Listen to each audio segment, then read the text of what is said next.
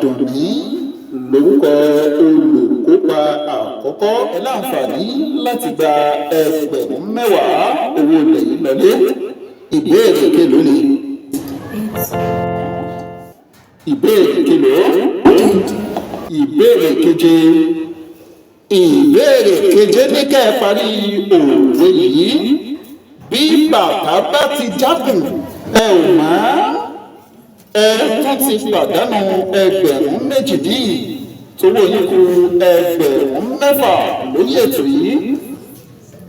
Olùkópa Àrẹ̀mú ṣètìrántí àbẹ̀wò béèrè yìí. Bí bàtà bá ti jákùn ọ̀rọ̀ ó di ìkàlẹ̀. Ẹni tí bàtà rẹ̀ bá ti já ẹ rí i pé yóò jókòó yóò wá bí ó ṣe tún ṣe.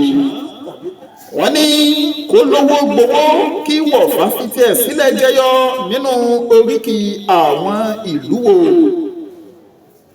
Àwọn ìlú wo ni ẹ máa ń kì bẹ́ẹ̀?